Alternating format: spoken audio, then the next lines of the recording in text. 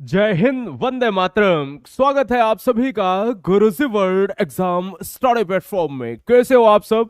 मैं उम्मीद करूंगा कि आज इस वीडियो में आप सब ने अगर वीडियो क्लिक की हुई है तो आज यह वीडियो परीक्षा के लिए वो मॉक टेस्ट लेके आए हैं जो परीक्षा में लगभग 100 से ज्यादा बार छोटी बड़ी परीक्षाओं में पूछे गए हैं और आपके आने वाले परीक्षा पर ये बहुत बेहतरीन तरीके से प्रहार करेंगे। आइए शुरू करेंगे। इस वीडियो में एक एक टॉप लेवल के क्वेश्चंस। क्या आवाज क्लियर है? एक बार मेरे को बता दीजिएगा। और आज के रण क्षेत्र में हरशेर हरशेरनी के माता पिता को प्रणाम, धीरज द्विवेदी का, और आप सभी को बहुत सारा प्यार। 1 से लेकर 50 कॉन्सेप्ट होंगे। ऐसे 50 कॉन्सेप्ट कोई भी देख लेता है। सारे चैप्टर को यहां पर कवर किया है। 40 मिनट की वीडियो में 50 कॉन्सेप्ट धड़ाधड़ करेंगे, धूम मचा देंगे। परीक्षा में इस मॉक टेस्ट को देखकर जरूर जाइए। प्रश्न दोस्तों एग्जाम हॉल में बोलेगा, जरूर बोलेगा। पहला प्रश्न, हिंदी किस भाषा का शब्द है? अगर आप हिंदी की बात करते हैं तो किस भाषा का शब्द है? तो दोस्तों आपको पता होना चाहिए, दो चीजें बनती हैं।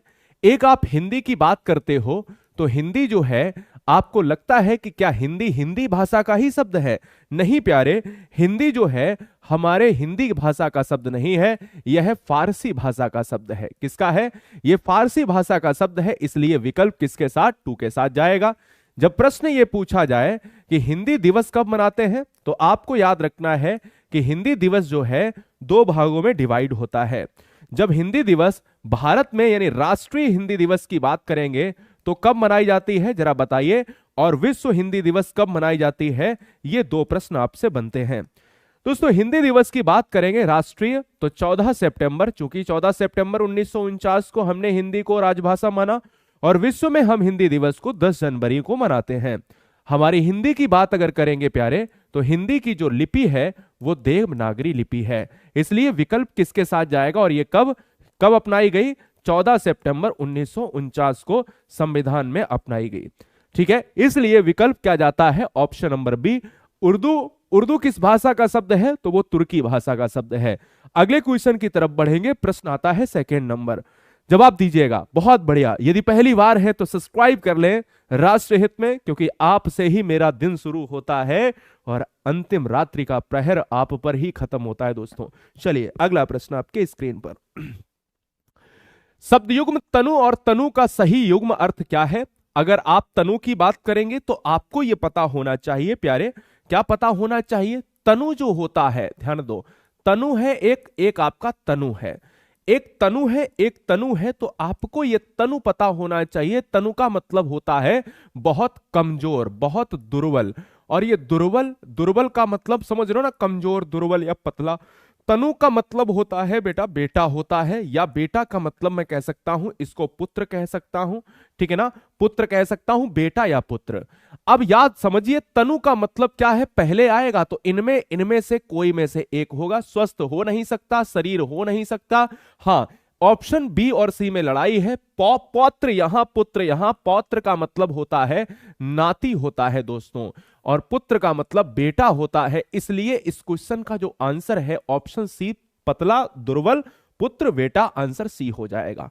बात इतनी सी थी और कुछ नहीं सर। ठीक है ना। आज जो भी बहन भाई ने वीडियो क्लिक किया है, यकीन मानिए अलंकार रस छंद तत्सम तद्भव देशज विदेशज, जितने भी प्रत्यय उपसर्ग से जितने भी प्रश्न संज्ञा विशेषण अव्यय, सारे प्रश्न, इवन साहित्य भी दोस्तों, 50 कॉन्सेप्ट अगर देख लिए, यकीन मानो कि परीक्षा में ट्रेंड होगा पेपर। बहुत ही कठोर और बड़ा वाक्य। शांत रस, रसों से प्रश्न प्यारे जब आए तो याद रख लीजिए। क्या आवाज क्लियर है? एक बार मेरे को बता दीजिए, फटाफट बताएंगे सर। क्या दिक्कत आ रही है क्या? बहुत बढ़िया। क्या इशू आ गया क्या? हेलो गुरुजी, थोड़ा सा इशू है। नहीं बेटा, कुछ भी इशू नहीं होगा, जहां तक है हो जाएगा सही। अगर ऐसा कुछ भी है तो मैं देख लेता हूं। एक बार सर बता दीजिए, क्लियर है? ये तो बहुत आसान क्वेश्चन आता है ना, 4 नंबर। शांत रस का स्थायी भाव क्या है? सब बच्चे जानते हैं। तो दोस्तों एक प्रश्न और बनता है, शांत रस का स्थायी भाव निर्वेद होता है, सब जानते हैं। हिंदी में 9वां रस कौन सा होता है? तो 9वां रस जो होता है वो कौन सा होता है? वो दोस्तों शांत रस होता है। हिंदी में शांत रस नौवां रस होता है, लेकिन शांत रस को किसने नहीं माना है? भरत मुनि जो है कहते हैं कि भैया हमारे अनुसार रसों की संख्या 8 होती है, तो इन्होंने इस रस को नहीं माना है क्योंकि नौवां ये रस था, इसलिए विकल्प किसके साथ जाएगा? ऑप्शन नंबर डी चला जाएगा। स्थायी भाव क्या होते हैं? जो अधिक समय तक स्थायित्व तो ले लेते हैं वो स्थायी भाव होते हैं। अगला, बेमतलब में समास कौन सा होगा? बेमतलब में कौन सा समास होगा? तो एक दुनिया की सबसे बढ़िया ट्रिक बता देता हूं। ये कोई क्वेश्चन एग्जाम में आएगा सर, नहीं आ सकता, कोई जरूरी थोड़ी ना सर आए। मैं ये कह देता हूं, जितने भी बच्चे जितने भी परिवार यहां देख रहे हैं, मैं ये कह देता हूं कि बेमतलब आए या दुनिया का कोई कॉन्सेप्ट आए, बस उसमें बस ये देखना, शब्द को तोड़ लीजिए, और शब्द को तोड़ने में ये अगर आ जाए कोई शब्द में उपसर्ग आगे लगा है तो वो हर समास दुनिया का अव्ययी भाव होगा। याद रखना मेरी बात, ये अव्ययी भाव का कॉन्सेप्ट ही खत्म हो गया। अगर किसी शब्द में उपसर्ग लगा है तो वो हर समास दोस्तों अव्ययी भाव होगा। देखिए, बे मतलब के आगे लगा था ना, मतलब के आगे उपसर्ग, अगर कोई दोस्तों शब्द के आगे लगता है वही तो उपसर्ग होता है, वो अव्ययी भाव हो जाता है। अच्छा, किसी भी शब्द को तोड़ने पर अगर विशेषण होता तो कर्मधारय है, किसी भी शब्द को तोड़ने पर यह पता चलता उसमें संज्ञा होती, जैसे मैं कह देता त्रिभुवन, है ना, त्रिभुवन या चवन्नी अठन्नी, तो दिगु होता। और तत्पुरुष विभक्ति वाला समास है ही गौशाला राजपुरुष, है ना, कन्यादान, इस तरीके के। अगला प्रश्न है क्वेश्चन नंबर 6। हर चैप्टर को टच करने की कोशिश कर ली है मैंने, अब आपके ऊपर निर्भर है कि क्वेश्चन की इस वीडियो को आप कितना स्कोर कर ले जाते हैं। चलिए, निम्नलिखित में पुल्लिंग शब्द का चयन कीजिए। अब ये प्रश्न दो जो है, जब भी लिंग की बात करें, वचन की बात करें, तो उनके ऑप्शन से कर लिया करो। सर अगर पुल्लिंग है तो दोस्तों हिंदी में लिंग होते हैं, दो ही होते हैं, एक स्त्रीलिंग होता है, दूसरा पुल्लिंग होता है। सर देखिए, कुर्सी जो होता है, कुर्सी है ना, कुर्सी कहते हैं ना, कुर्सी टूट गई, कुर्सी हिल रही है, कुर्सी जो है छोटी है, बड़ी है, लकड़ी की है, ये स्त्रीलिंग है। ये तो हमें पुल्लिंग बताना था, ये स्त्री। किताब गिर गई, है ना, ऐसा लगता कोई लड़की गिर गई हो, तो ये भी स्त्रीलिंग है ना। दवात और यहां सूची पत्र, देखिए दवात भी आंसर नहीं होगा, क्योंकि दवात कहते हैं ना इंक दवात, कलम और दवात, कलम और दवात, है ना, तो दवात हमेशा याद स्त्रीलिंग होता है, हमें छोटे से याद है। सूची पत्र इस क्वेश्चन का आंसर होगा। अब मेरी इस बात समझिए, यहां पर जब भी बात आए सूची, तो सूची एक्चुअल में स्त्रीलिंग है, लेकिन अगर सूची पत्र है तो दोस्तों ये पत्र लगते ही क्या हो जाता है, ये पुल्लिंग हो जाता है। यही इस क्वेश्चन का आंसर होगा। अगला प्रश्न, क्वेश्चन नंबर 7 आपके स्क्रीन पर बहुत महत्वपूर्ण है।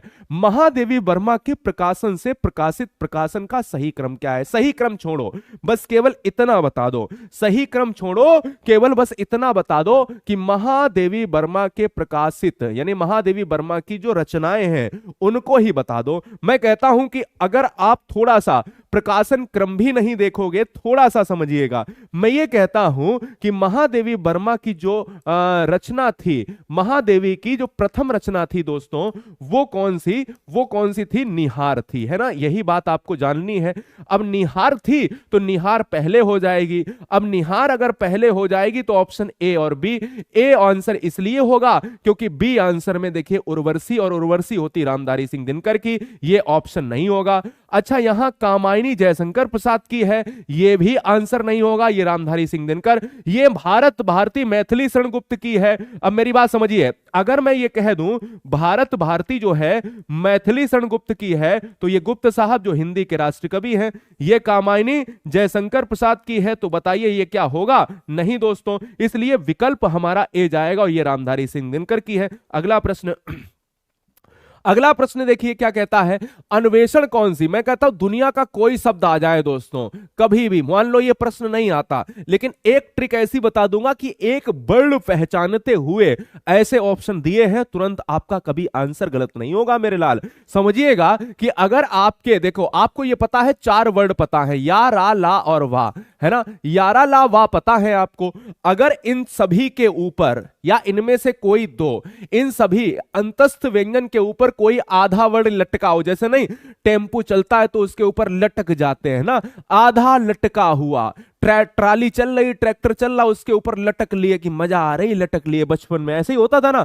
तो यही मैं कह रहा हूं कि अगर अंतस्थ व्यंजन के ऊपर कोई आधा वर्ण लटका है तो आंसर में याद रखिए, ये ट्रिक क्या है, तो आंसर में क्या याद रखिए कि वो यड़ संधि होगी। यड़ संधि मार देना बस। देखिए बा के ऊपर आधा लटका है, जैसे ऐसे ही एग्जांपल ले लेता हूं, जैसे इत्यादि में कौन सी संधि है, या के ऊपर ता लटका है। ऐसे ही दोस्तों यड़ संधि यहां भी, ऐसे स्वागत में कौन सी संधि है, बा के ऊपर आधा सा लटका है। ऐसे ही दोस्तों प्रत्येक में कौन सी संधि है। ऐसे ही दोस्तों अगर अन्वेषण की बात कर लें, है ना, मेरी बात को समझने की कोशिश करिए, एक चीज नहीं हर चीज, इन सभी में जो संधि होगी यड़।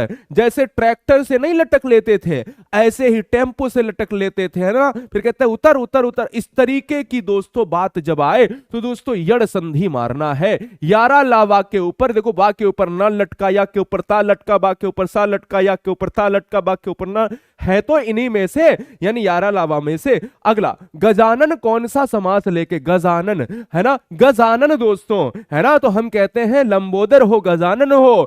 सर हम लंबोदर गजानन या फिर एक दंत दयावंत की बात करें तो मैं कहता हूं दोस्तों वहां पर बहुब्री समास हो जाता है, क्योंकि जब किसी भी कोई भी समास किसी दूसरे पद किसी तीसरे की तरफ इशारा करता है तो मैं कहता हूं दोस्तों वहां पर बहुब्री समास हो जाता है।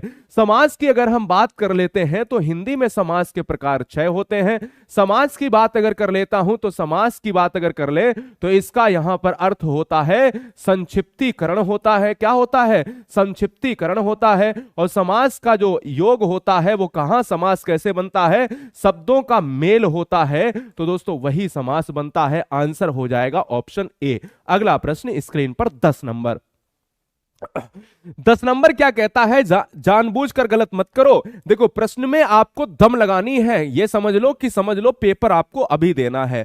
प्रश्न क्या कहता है? कहता है बैठक में कौन सा प्रत्यय है?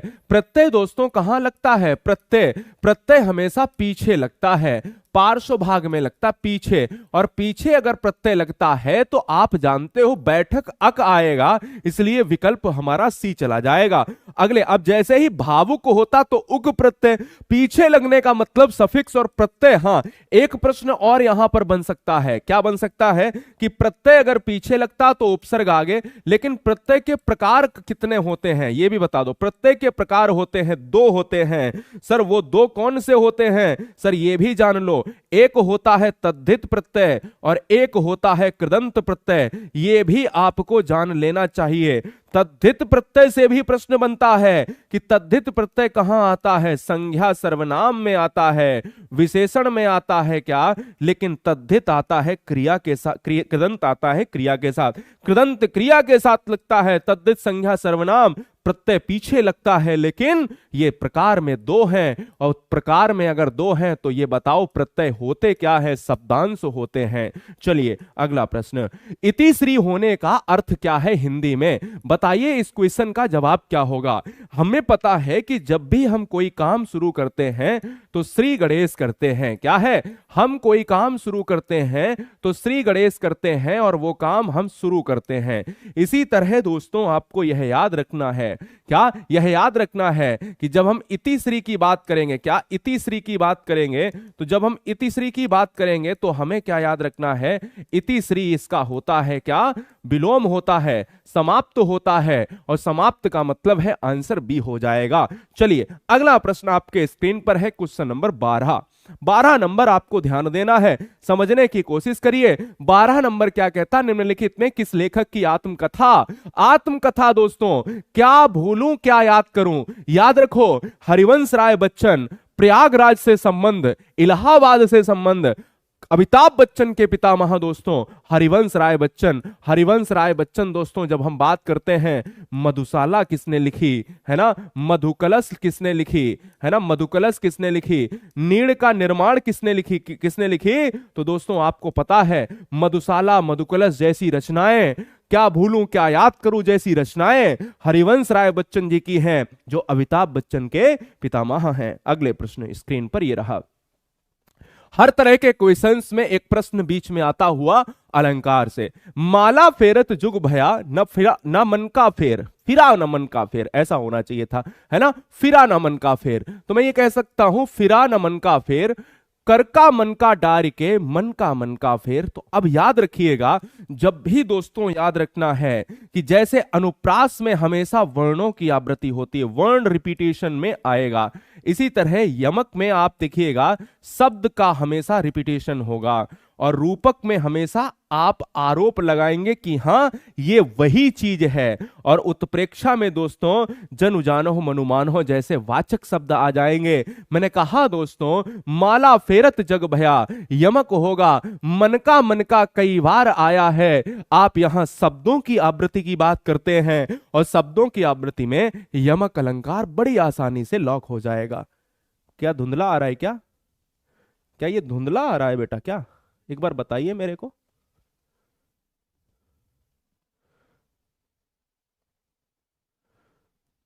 बहुत सुंदर, बहुत सुंदर।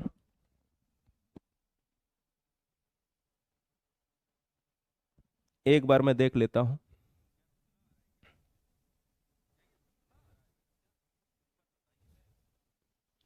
अच्छा यहां पे लग रहा होगा ना, यहां पे लग रहा है क्या कुछ? जी हाँ सर, एक सेकंड दीजिएगा, देखता हूं क्या है। क्वेश्चन का आंसर दीजिए तब तक।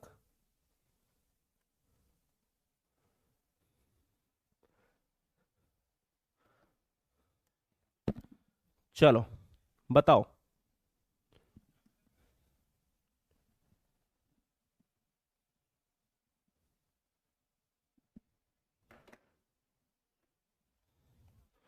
बहुत बढ़िया। मगही किस उपभाषा की बोली है? तो दोस्तों आपको याद रखना है क्या है, मगही की बात कर रहे हैं। मगही, मगही देखिएगा, मगही मागधी है ना, मागधी दोस्तों। और मागधी मगध जो होता है वो तत्सम, ये तद्भव होता है। ये दोस्तों आपके बिहार से संबंधित, तो इसलिए इसको बोली में बिहारी बोली कहा जाता है। आंसर इज ऑप्शन बी हो जाएगा। अगला प्रश्न आपके स्क्रीन पर है, आपको जवाब देना है, लॉक करना है, क्या होगा अब बताइए, क्लियर है ना? चलिए, अमेरिका ने भारत, देखिए अमेरिका ने भारत को आर्थिक सहायता दी। ये बहुत कॉन्सेप्ट वाला प्रश्न है, जवाब दीजिए क्या होगा। ऑप्शंस चार हैं, अपादान, कर्ता कारक, अपादान, थोड़ा सा यहां पर क्या कर लेता हूं, चलिए हाँ इतने में भी आप दे सकते हो, कोई दिक्कत नहीं है, बताइए बताओ। यहां पर कहता है अमेरिका ने भारत को आर्थिक सहायता दी, वाक्य में कौन सा कारक है?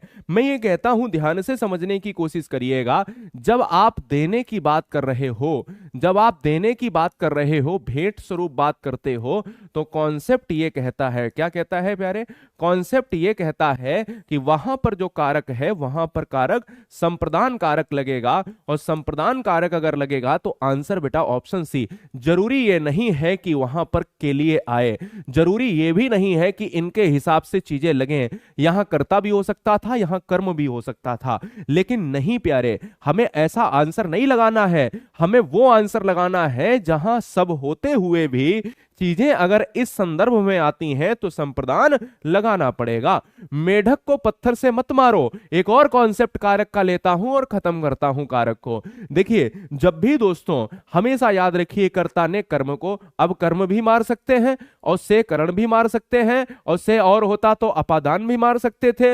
हमें लास्ट वाली चीजों को देखना है, हमें इस विभक्ति को देखना है, या फिर हम अगर कर्ता कोई कार्य कर रहा है और वो किस साधन का यूज कर रहा है, और साधन के लिए हमेशा जो है से अगर यूज हो साधन के लिए, तो वो हमेशा करण कारक में जाता है। साधन यहां मारने के लिए, मेढक की बात करें, अगर कोई मेढक को मार रहा है, वो किससे मार रहा है? तो पत्थर से मार रहा है, साधन पत्थर है, इसलिए से यूज हो रहा है करण के लिए। Answer is option number D होगा प्यारे। चलिए एक क्वेश्चन आता है दोस्तों, अलंकार से लेकर आते हैं। कहता है जहां उपमेय में अनेक उपमानों की शंका होती है, बताइए इस क्वेश्चन का आंसर क्या होगा? अब बोलो, थोड़ा सा हो जाएगा, कोई दिक्कत नहीं है, ये वाला इश्यूज आ रहा है जो ना, वो ठीक हो जाएगा। चलो बताओ, जहां उपमेय में अनेक उपमानों की संख्या होती है वहां कौन सा अलंकार होता है? कहते भ्रांतिमान अलंकार। जब उपमानों में शंका होती है, शंका, और शंका वही होती है जहां दो या दो से अधिक चीजों में हम भ्रांति पैदा करते हैं। जब भ्रांतियों की बात होगी कि भैया ये है या ये है, भ्रांति हो जाए दोस्तों तो भ्रांतिमान होगा। संदेह अलग है, भ्रांति अलग है। श्लेष में दोस्तों एक शब्द चिपका हुआ हो, क्योंकि श्लेष का मतलब चिपका हुआ, हमने कहा कि एक ही शब्द के कई अर्थ निकले, और यमक में क्या है, एक शब्द कई बार रिपीट हो और उनके हर बार अलग अर्थ हो। आंसर क्या होगा? ऑप्शन सी होगा। अगला प्रश्न एक बार फिर से अलंकार से लेता हूं, 18 नंबर। कितना कठिन चैप्टर करेगा, कितना कठिन एग्जाम। संदेशनी मधुबन कूप भरे में इस पंक्ति में कौन सा अलंकार है? सर संदेशनी मधुबन कूप भरे, संदेशनी मधुबन, यार ऐसी बात जिसको बढ़ा चढ़ाकर तिल का ताड़ बना दिया जाए। मैंने कहा सर कैसे? हमने कहा कि भाई छोटी चीज को बड़ा बना दिया जाए। बोले सर कैसे?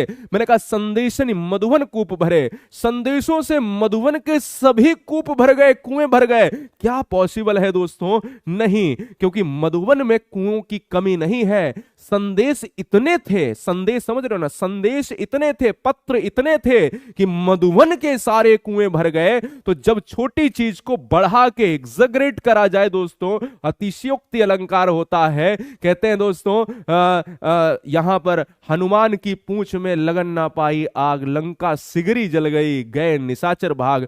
क्या लंका पूरी जल गई और हनुमान की पूंछ में आग नहीं लग पाई? ये भी एक क्या है, अतिशयोक्ति है। दूसरा कहते हैं कि भाई जो है राणा ने सोचा इस पार तब तक चेतक था उस पार, है ना। तो ये बड़ी अपार वाली जो है ना, नदी बड़ी अपार चढ़ी थी, वो वाली पंक्तियां भी क्या है, अतिशयोक्ति के अंतर्गत आती हैं। चलो अगला प्रश्न आपके स्क्रीन पर है, जवाब दीजिए। बहुत बढ़िया दोस्तों, क्या बात है। Remind me later, next. चलो बताओ, बहुत सुंदर। चलिए बताइए इस क्वेश्चन का आंसर क्या होगा। प्रश्न कहता है निम्नलिखित में कौन सा शब्द पुल्लिंग है? कौन सा शब्द पुल्लिंग है? इच्छा है, राष्ट्र है, रक्षा है, योग्यता है। इच्छा प्रकट होती है, स्त्री है। रक्षा की जाती है, स्त्री। योग्यता दिखाई जाती है, स्त्री है। राष्ट्र भी हो जाएगा आंसर। अगला प्रश्न, काम का नाम बताने वाले शब्द को क्या कहते हैं? काम का नाम बताने वाले शब्द को क्या कहेंगे प्यारे? देखो संज्ञा स्वयं ही नाम है। Noun is a name of a person place. सर्वनाम जो संज्ञा के जगह प्रयोग हो, प्लेस ऑफ नाउन। क्रिया दोस्तों काम का नाम बताएगी, काम का नाम बताएगी। और क्रिया विशेषण जो क्रिया की क्या सर विशेषता बताएगी, वही दोस्तों क्रिया विशेषण है, वही क्रिया विशेषण। आंसर इसी हो जाएगा। अगला प्रश्न थोड़ा तेज करेंगे। अगला कहता किसान शब्द का तत्सम क्या होगा? तो देखिए पहली बात तो किसान शब्द है, और किसान शब्द के लिए एक शब्द यूज होता है कृषक। लेकिन कभी भी परीक्षा में कृषक जैसे शब्दों को क्या है, कभी भी परीक्षा में कृषक जैसे शब्दों को बहुत आसानी से नहीं पूछा गया, लेकिन ऐसे ऑप्शन को यहां पर लेकर रखा गया। कृष्ण की देखिए किसान शब्द का तत्सम जो पूछा जाता है वो कृष्ण होता है, इसलिए विकल्प बी के साथ जाएगा। ये कृष्ण दूसरे के अर्थ में है। अगला, निम्नलिखित में आपको भाववाचक संज्ञा नहीं है। अब बड़ा अच्छा भाववाचक, देखिए संज्ञा की बात कर लेते हैं। देखिए संज्ञा की अगर हम बात कर लेते हैं तो प्रमुख रूप से 3 प्रकार की हैं। हाँ, अगर मैं बात करता हूं कि व्यक्तिवाचक, मैंने कहा व्यक्तिवाचक वो संज्ञा है जहां पर आप ये कहते हैं, क्या कहते हैं, जहां पर आप ये कहते हैं कि जैसे कोई नाम है, मनोज है, या किसी जाति की बात करेंगे तो वो अलग है, मनोज है, या किसी देश का नाम है भारत है ना। ऐसे ही कोई नदी है तो गंगा है, कोई भी चीज है, कुरान हो या रामायण हो या बाइबल हो। सर ऐसे ही जातिवाचक होती है। जातिवाचक संज्ञा जो दुनिया में बहुत सारी हों, बहुत सारी जातिवाचक हों। मैंने कहा सर कौन, जैसे पुस्तक है ना, पुस्तक दुनिया में बहुत सारी, पर्वत है, मैंने कहा पर्वत, पहाड़ भी है ना, ये सारी चीजें। इसी तरह से अगर मैं ये कह देता हूं दोस्तों, यही मैं भाववाचक संज्ञा लिख देता हूं, तो भाववाचक जिनको भाव के अनुसार जो अब्स्ट्रैक्ट नाउन के अंतर्गत है, जैसे आप जो है क्या बात करेंगे? जैसे बहुत हरा भरा, जैसे मैं कह देता हूं गरीबी दोस्तों, ये क्या है सर? गरीबी। ये गरीबी, ईमानदारी, लघुता, सजावट, आलस्य। लेकिन इस क्वेश्चन का आंसर सी हो जाएगा। जो पर्वत है, ये पर्वत तो जातिवाचक में है, तो जातिवाचक होना चाहिए था, मेरे से नहीं है पूछा गया था। अगला क्वेश्चन आपके स्क्रीन पर ये रहा। देशज शब्द कौन सा है? देशज शब्द कौन सा है समझिए। अगर मैं रिक्शा की बात करता हूं तो रिक्शा एक जापानी शब्द है, ठीक है। बुजुर्ग एक रूसी शब्द है, ठीक है। भिंडी एक भारतीय शब्द है, भारतीय शब्द का मतलब देशज शब्द है, ये भी ठीक है ना। जो है इसको मैं अलग कलर से लिख देता हूं, जिसमें हम लिखता हूं देशज शब्द हो जाएगा। और इसी तरीके से अदालत कैसा शब्द है? अरबी शब्द है। इन सभी चारों शब्दों को याद करना कि आंसर तो सी हो गया। रिक्शा जापानी है, बुजुर्ग रूसी है, भिंडी देशज है, अदालत अरबी है। बताओ और कुछ दोस्तों, इनमें से कोई, चारों में से कोई एक ऑप्शन में आ जाए तो लगा देना, बहुत तेज चलेंगे। अगला प्रश्न, क्वेश्चन नंबर 24, ट्रेंडिंग लेवल का मॉक टेस्ट आपके लिए लिया है। नीले आसमान में सुंदर पक्षी उड़ रहे हैं, पंछी उड़ रहे हैं, वाक्य में विशेष्य क्या है? हर बच्चा विशेषण जानता है, हर बच्चा क्रिया विशेषण जानता है। मैं कहता हूं विशेष्य क्या होता है? बच्चा कंफ्यूज। मैंने कहा समझो यार, विशेष्य देखिए, विशेषण वो है, विशेषण वो है जो, देखिए विशेषण वो है जो किसी की विशेषता का वर्णन करे, राइट, विशेषता का वर्णन करे। मैंने कहा ठीक दोस्तों, मैंने कहा सही है। जैसे रामू, रामू काला है, तो रामू काला है, तो ये बताओ इसमें विशेषण और विशेष्य कहां है? रामू काला है, काला तो विशेषण हो गया, लेकिन जिसके बारे में ये चीज बताई जाए वही विशेष्य होता है, बस इतना याद रखना। जैसे आसमान नीला है, तो नीला तो विशेषण हो जाएगा, लेकिन विशेष्य क्या होगा? तो दोस्तों जो नीला होगा, जो काला होगा वो विशेष्य है, समझो। जो काला होगा वो विशेष्य है, जो काला होगा वो विशेष्य है, और जो काला है वो काला शब्द ही विशेषण है। मैंने कहा आसमान नीला है, ये नीला विशेषण, तो आसमान विशेष्य हो गया। आसमान, मुझे विशेष्य छांटना था, आसमान हो गया। सर सुंदर पक्षी, पक्षी सुंदर है, सुंदर एक विशेषण हो गया, तो पक्षी विशेष्य हो गए, आंसर ए हो गया। जिसके बारे में विशेषता बताई जाए वो विशेष्य, जो है वो विशेषण।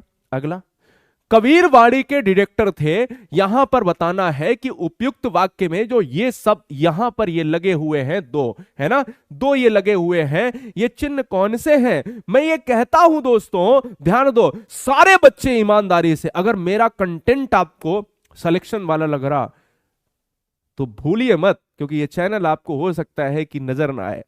सर अगर आप नए हैं ना, मिलियंस बच्चे पढ़ते हैं बहुत प्यार के साथ, हमारा खून नहीं है लेकिन हमारा परिवार है, ठीक है ना। इसलिए क्या है, हमें वो रिश्ता चाहिए जो एक सिलेक्शन की तरफ ले जाता है। सब्सक्राइब कर ले राष्ट्रहित में।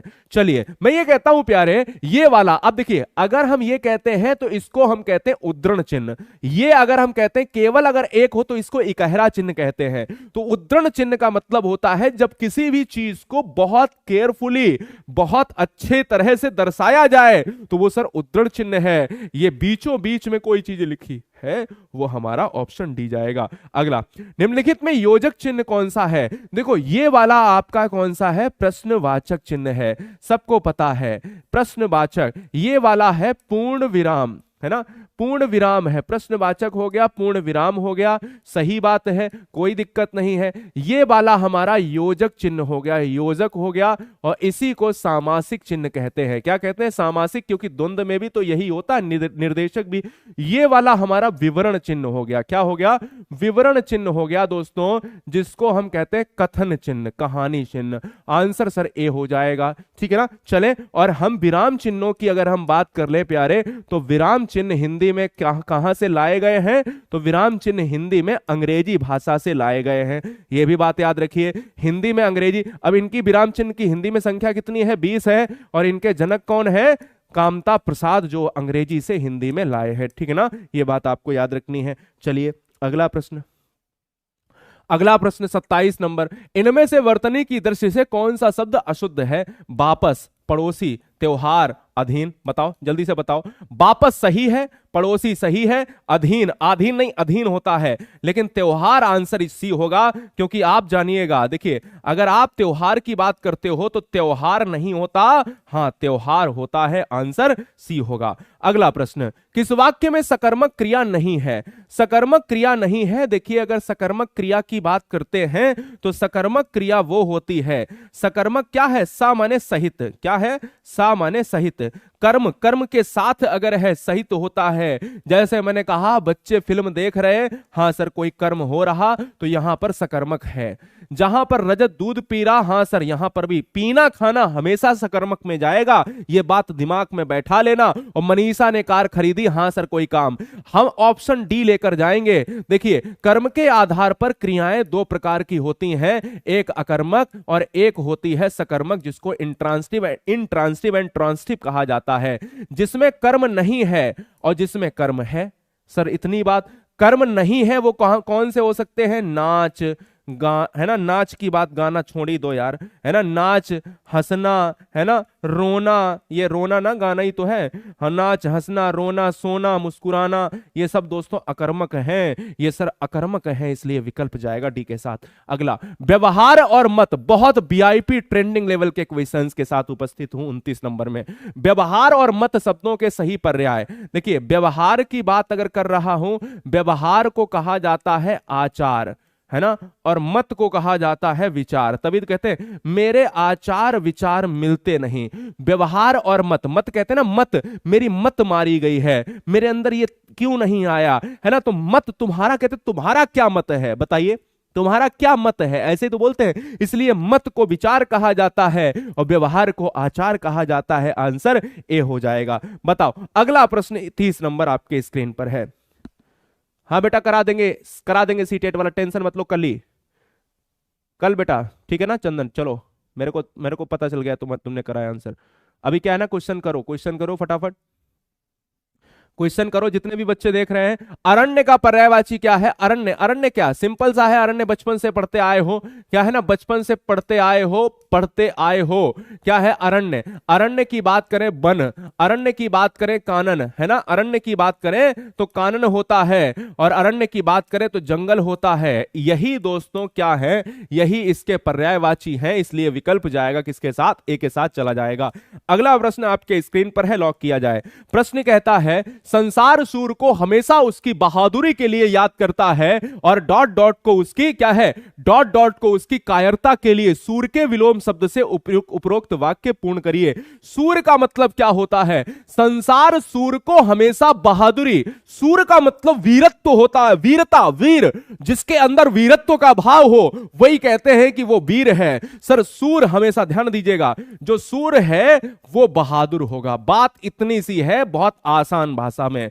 और जो कहता है डॉट डॉट यहां पर भरना इनमें से कहता और डॉट डॉट को, मैंने कहा कौन सर? मैंने कहा भीरू। हमने कहा भीरू दोस्तों जो डरता हो, डरा हुआ है, और डरा हुआ है वो दोस्तों कायर ही होगा, उसके अंदर कायरता होगी, और बहादुर के अंदर बहादुरी होगी, इसलिए भीरू के साथ दोस्तों ऑप्शन बी जाएगा। अगला प्रश्न आपके स्क्रीन पर ये रहा, जवाब दीजिएगा, बहुत टॉप लेवल का प्रश्न है। कहता है मुझे हरा रंग प्रिय है, मुझे हरा रंग प्रिय है। मैंने कहा सर ठीक है, मुझे हरा रंग प्रिय है, क्या परिमाणवाचक विशेषण है, क्या निश्चयवाचक विशेषण है, गुणवाचक है या सार्वनामिक है?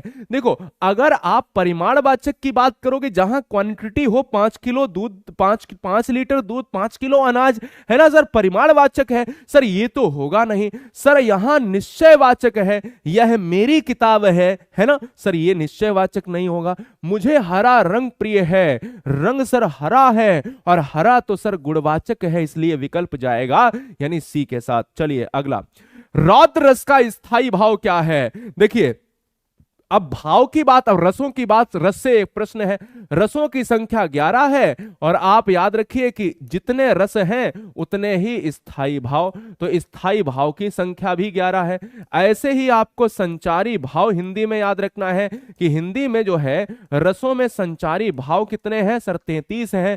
और अगर हम रसों की बात करें जिसमें रौद्रता का, रौद्र का भाव हो, उसमें रौद्र कहते हैं कि रौद्र मुंह बनाए हो, कहते क्रोध वाला, क्रोधित है, इसलिए विकल्प जाएगा ए के साथ, ठीक है ना, जहां पर आप ऑप्शन नंबर ए लॉक करेंगे। चलिए अगला, मैं खाना खा चुका हूं। अब 34-35 नंबर आपके माइंड को चेक करेंगे, देखता हूं आप कितना अच्छा जवाब दे रहे हैं। देखिए अगर आपसे कहा जाए मैं खाना खा चुका हूं, इस वाक्य में भूतकालिक भेद है। आपको यह पता है हिंदी में काल कितने प्रकार के होते हैं सर, 3 प्रकार के होते हैं। हिंदी में काल 3 प्रकार के हैं, तो आप ये कहते हो या तो प्रेजेंट होगा, या तो आपका क्या होगा, भूत होगा, भूतकाल होगा, वर्तमान काल होगा यानी भूतकाल होगा, और तीसरा आपका भविष्यकाल होगा यानी फ्यूचर। तो प्रेजेंट, पास्ट और फ्यूचर, यही प्रेजेंट जो चल रहा है, जो बीत गया है, जो आने वाला है, ठीक है। अब कहता है मैं खाना खा चुका हूं, ये पक्की बात पहले से बता दी कि भूतकाल है, लेकिन मुझे ये बताओ कौन सा, सामान्य भूत नहीं, क्या कोई काम कर चुका है पूरा, तो दोस्तों कर चुका है, तो इसलिए पूरा जब हो गया तो क्वेश्चन को बहुत ध्यान से पढ़ने की आवश्यकता है। क्वेश्चन में ही साफ साफ इंडिकेट दिया होता है, इंडिकेशन होता है कि सर क्या मारना है। 35 कहता है दोस्तों निम्नलिखित में से किस वाक्य में अग्रज के सही विलोम का उपयोग हुआ है, बताओ। अग्रज की बात करेंगे तो अग्रज का सही विलोम कौन सा है, मोहन मेरा अपना अनुज है, बताओ। मोहन मेरा अपना अनुज है, मोहन मेरा अनुज है, मोहन मेरा ही अनुज है, मोहन मेरा अनुज है, बताओ इस क्वेश्चन का आंसर क्या होगा। मैं कहता हूं दोस्तों कि आप अनुज और अनुज की बात करोगे तो ये कोई अनुज नहीं होता है, ये कोई अनुज नहीं, आंसर डी ही होगा, क्योंकि अनुज का मतलब होता है, ध्यान दो, अनुज का मतलब होता है छोटा भाई, क्या होता है, छोटा भाई होता है, और अग्रज का मतलब होता है, अग्रज का मतलब होता है बड़ा भाई दोस्तों। इसी तरह दोस्तों अगर आपसे ये कह दिया जाए इनके स्त्रीलिंग, तो अनुजा दोस्तों क्या है, अनुजा आपकी क्या है बताइए, अनुजा आपकी छोटी बहन है, छोटी बहन हो जाएगी। इसी तरह अग्रजा, ये अग्रजा दोस्तों बड़ी बहन के लिए आ जाएगा, आंसर डी है। अगला, भरत मुनि ने रससूत्र का विवेचन अपने किस ग्रंथ में किया है। देखिए जब हम बात करते हैं रसों की बात करें तो आप याद रखिएगा भरत मुनि क्या है, इसके जनक हैं, किसके, रसों के जनक कौन है, भरत मुनि है, ठीक है, भरत मुनि है। कई बार मैंने बताया कि रसों की संख्या भरत मुनि ने कितनी बताई, 8 बताई। सर अगर मैं कहता हूं कि इन्होंने भरत मुनि की बात अगर मैं कर रहा हूं, भरत मुनि की अगर मैं बात कर रहा हूं, कौन सा रस नहीं माना है, तो शांत रस को भैया ये नहीं मानते हैं, शांत रस को नहीं मानते हैं, यानी इन्होंने नहीं बताया। अब मैं बात कर लेता हूं भरत मुनि की जो कृति है वो कौन सी है, तो दोस्तों याद रखिए वो है नाट्य शास्त्र है, इसे नाट्य शास्त्र भी कहा जाता है, या नाट्य शास्त्र भी, या नाटच्य शास्त्र भी कहते हैं, इसलिए आंसर सी जाएगा। अगला प्रश्न, संज्ञा के स्थान पर प्रयुक्त होने वाले जो शब्द हैं वो क्या कहलाएंगे, संज्ञा की जगह पर जो शब्द प्रयोग होते हैं वो क्या कहलाएंगे, सर्वनाम, विशेषण, क्रिया, अव्यय। मैं कहता हूं दोस्तों अगर ध्यान से देखा जाए सर्वनाम, तो हमने कहा सर हाँ, देखो अगर मैं ये कहता हूं संज्ञा, तो संज्ञा noun is a name of A personal place, संज्ञा तो खुद ही नेम है, और संज्ञा की अगर कोई विशेषता बताता है तो उसे विशेषण, क्या केवल संज्ञा की विशेषता बताने वाले को विशेषण कहते, नहीं, संज्ञा और सर्वनाम की विशेषता का वर्णन करने वाले विशेषण कहलाते हैं। और संज्ञा की जगह यूज होने वाले, मैंने कहा संज्ञा, प्लेस ऑफ नाउन दोस्तों, और जो प्लेस ऑफ नाउन है वही सर्वनाम है। देखिए प्रोनाउन है ना, प्रोनाउन दोस्तों, और जो प्रोनाउन नाउन की जगह पर आ जाए समझ लो वही नाउन, यानी वही प्रोनाउन है, वही सर्वनाम है। चलो अगला प्रश्न आपके स्क्रीन पर है, बहुत बढ़िया।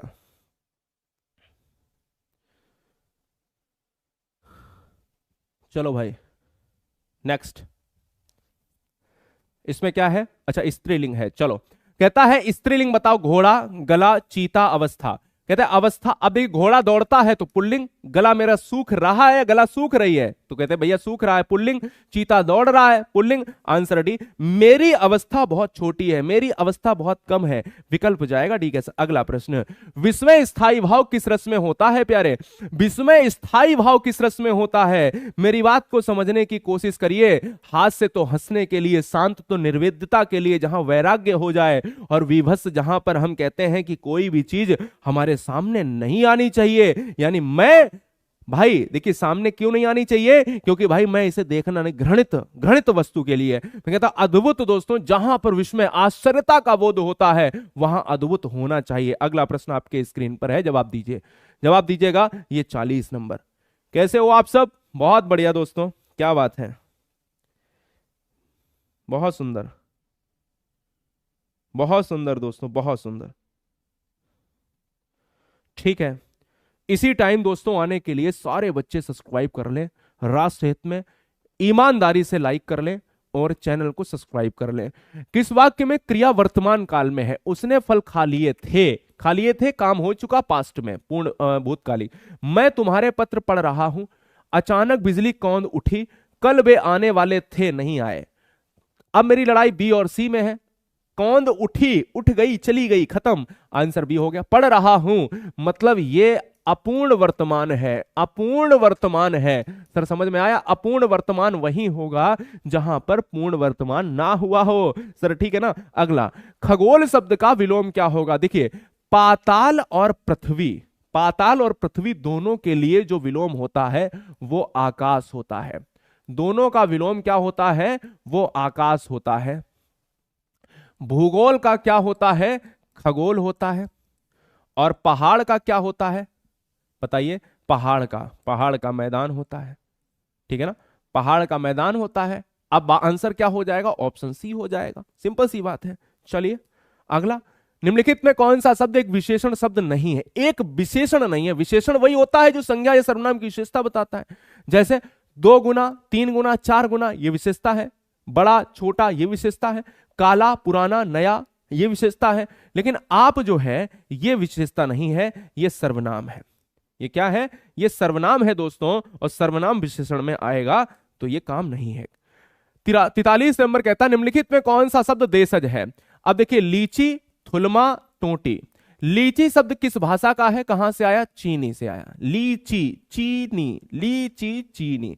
थुलमा एक शब्द है, तिब्बत का है, जहां पर ये रेसेदार जो है, जो गर्म साड़ियां, गर्म जो है ओढ़ने के लिए बनता है, जिसे थुलमा कहा जाता है तिब्बत में। एटलस जो है ये यूनानी शब्द है। आज जान लो, सारी चीजें बताऊंगा जो जो आ रहा है दोस्तों। ऐसा नहीं है कि मैं कुछ भी छोड़ दूं। मेरा मतलब, मेरा मकसद ये कतई नहीं होता कि टिक मार लो और आसानी से आगे बढ़ जाओ। सर ये मेरे उसमें नहीं है। मैंने जो पढ़ा है वो मैं आपको उतना ज्ञान दूंगा, ये राइट है। चलो नेक्स्ट, निम्नलिखित में कौन सा शब्द पुल्लिंग है? पुल्लिंग की बात करेंगे तो पुल्लिंग आशा, कष्ट, क्षमा, सेना। सेना हमेशा क्या है? सेना बताइए। सेना हमेशा स्त्रीलिंग है, क्षमा स्त्रीलिंग, आशा स्त्रीलिंग, कष्ट हमेशा पुल्लिंग होते हैं, इसलिए विकल्प जाएगा बी के साथ। अगला, इनमें से कौन सा शब्द विदेशी नहीं है? उर्दू, कमाल, दातुन, कमीना। वाओ, है ना? अब मैं देखिए, अगर विदेशी नहीं है तो ये भी विदेशी है, जिसको हम कहते हैं, उर्दू शब्द जो आता है वो तुर्की से आता है। कमाल, कमीना, ये भी आता है। लेकिन दातुन शब्द जो है ना, ये दोस्तों अब इसको समझिएगा। दातुन शब्द जो है ये दातुन शब्द है। दातुन शब्द जो है ये आता है तद्भव, तद्भव का होता है। लेकिन इसका तत्सम भी होता होगा अगर ये तद्भव है तो। हाँ सर, होता है दंत धावन। समझ गए? दंत धावन कहते हैं इसको, संस्कृत में कहते हैं। आ गए समझ में? ठीक है, बहुत बढ़िया। आ जाओ, निम्नलिखित शब्दों में कौन सा शब्द जो है द्रव्यवाचक संज्ञा है? देखिए ये क्वेश्चन ऐसे एग्जाम में ट्रेंड में, एक एक क्वेश्चन दिखवा दूंगा आपको, मिलता जुलता हुआ प्रश्न भी पूछा जा सकता है। आपको ये बात आपको याद रखना, आज जिसने 50 क्वेश्चन कर लिए, ठीक है ना, वो ये नहीं कह सकता कि सर ये हमने आज बहुत थोड़ा सा टफ भी रखा है। देखिए निम्नलिखित शब्दों, और सबसे तेज रखा है मेरे पूरे इतिहास में, सबसे तेज। मेरे को आज जल्दी थी इसलिए मैंने कहा तेज करा दो, बात खत्म हो जाए, पूरा कॉन्सेप्ट दे दो। इसका मतलब ये भी नहीं टिक मार दो। कौन सा शब्द द्रव्यवाचक है? द्रव्यवाचक वो होता है जैसे जिसमें आप देखिएगा, द्रव्यवाचक में क्या होता है? घी होता है, पेट्रोल होता है ना, पेट्रोल होता है, तेल होता है, ये सारी चीजें हो गई। लिक्विड वाली जितनी भी चीजें हैं, दूध होता है या पानी होता है, लिक्विड हो गया। अब आ जाओ लकड़ी में, लकड़ी में है ना, लकड़ी होती है, कोयला होता है ना, ये सारी चीजें द्रव्यवाचक में ही। अब आ जाओ सोना चांदी, जितनी मेटल है, सोना चांदी, ये सब दोस्तों द्रव्यवाचक, ये क्या है, ये सब द्रव्यवाचक है, इसलिए क्या है, कोयला। Answer is option number A हो जाएगा। चलिए, साहस कैसा है, भाववाचक है। सूरज कैसा है, व्यक्तिवाचक है। विद्यार्थी कैसा है, जातिवाचक। भाववाचक, व्यक्तिवाचक, जातिवाचक, द्रव्यवाचक, सारी चीजें है ना। हाँ जी, चलिए, संकर शब्द, संकर शब्द मैंने आपको खूब बताया है, नहीं पता है आप जान लो। जब दो या दो से अधिक शब्दों से दो शब्द ऐसे मिल जाए, जैसे रेल शब्द है, ये हिंदी शब्द है क्या, नहीं, रेल शब्द जो है वो इंग्लिश शब्द है, और गाड़ी शब्द जो है हिंदी। जब कोई एक शब्द दो भाषाओं से मिलकर बना है, दो भाषाओं के शब्दों से मिलकर बना शब्द देशज शब्द होता है या संकर, संकर शब्द होता है। ये बात याद रखिए प्यारे। रेलगाड़ी, टिकट घर, प्लेटफॉर्म, मच्छरदानी, बम बरसा, आंसू बम, है ना, ये बहुत सारी चीजें हैं। चलो, सही वर्तनी वाला शब्द बताइए। युधिष्ठिर कैसे लिखा जाता है, युधिष्ठिर नहीं होता, युधिष्ठिर होता, युधि नहीं होता, यू नहीं होता। मेरी बात को समझिए, यहां तक सब सही था, यहां तक, यहां गलत होगा, यहां गलत हुआ, यहां गलत हुआ। समझिए फिर से, क्या यू होता है, नहीं। क्या धी होता है, नहीं। क्या स्थिर होता है, नहीं, इसलिए युधिष्ठिर होता है। ए अगला, लेखक शब्द में अंत में कौन सा प्रत्यय, प्रत्यय तो अंत में ही लगेगा, जिसको सफिक्स कहते हैं, प्रत्यय अंत में लगेगा। लेखक, अक आएगा, आंसर इज डी हो जाएगा। बहुत बढ़िया। चलिए, super fast rapid revision, rapid fire के लिए सब्सक्राइब कर लो। 5 मिलियन लगभग का परिवार, गुरुजी वर्ल्ड एग्जाम स्टडी, देश का नंबर 1 प्लेटफॉर्म, केवल और केवल हिंदी के लिए, आपके लिए ले जाना जाता है, और आपकी वजह से है। ठीक है, चलो, ये क्वेश्चन सबसे गलत होता है, लगभग 90% बच्चे यहां भी गलत करेंगे, ऐसा नहीं है, 10% आप सही भी करेंगे। अब 10% में कौन बच्चा आएगा, आधिकारिक शब्द होता है या आधिकारिक होता है, अधिकारक होता है, अधिकारिक। अब ये वाले विकल्प तो सी और डी खत्म हो गए, लग ही रहा है देखने से। लड़ाई ए बी में है, ए खत्म हो गया, बी समझ लो। आधिकारिक कभी भी देखिए, हमेशा हम लोग कहते हैं आधीन होता है, नहीं दोस्तों, आधीन नहीं होता, अधीन होता है, अधीन। क्या आधिकारिक होता है, हां सर, आधिकारिक नहीं होता है, आधिकारिक होता है, इसलिए विकल्प जाएगा ऑप्शन बी। चैनल को सब्सक्राइब कर लो, Guruji world exam study, play store से ऐप डाउनलोड कर लो, और आपके लिए ऑफलाइन एक हम ऐसा देने वाले हैं जिसमें ऑफलाइन दोस्तों आप निकाल पाओगे। ओएमआर को भरने के लिए आपको फ्री टेस्ट जो है आप निकलवा लेना, ऑफलाइन पेपर है ना, तो आपके लिए हम तैयार कर रहे हैं एग्जाम से पहले। सारे बच्चे, जितने बच्चे हैं वो अपने मॉडल पेपर को डाउनलोड कर पाएंगे। अभी रखो केवल, अभी ये ना देखना है कि उसमें सीटेट दिख रहा है, उसमें ये दिख रहा है, उसमें वो दिख रहा है। ऐप डाउनलोड करके रखो, गुरुजी वर्ल्ड ऐप डाउनलोड करोगे, नीचे लिंक दे दी है, ऐसा लोगो मिलेगा। वहां पर हम आपको टेस्ट सीरीज में जो है आपको एक टेस्ट सीरीज वाला फोल्डर और लगवा देंगे। वहां पीडीएफ वाले में हमने 1-2 पीडीएफ और बढ़ानी है, वो बढ़वा देंगे। उसमें हम एक ऐसा करवा रहे हैं जिसमें मॉडल पेपर जो है आप ओएमआर पे प्रैक्टिस कर पाएंगे, ठीक है ना। तो सारे बच्चे डाउनलोड कर ले, और उस पर एक मौका दे देंगे कि आप डाउनलोड करके वहां जाके निकलवा लो, प्रिंट निकलवा लो। जय हिंद, मिलेंगे नेक्स्ट वीडियो में, तब तक के लिए bye bye, love you guys.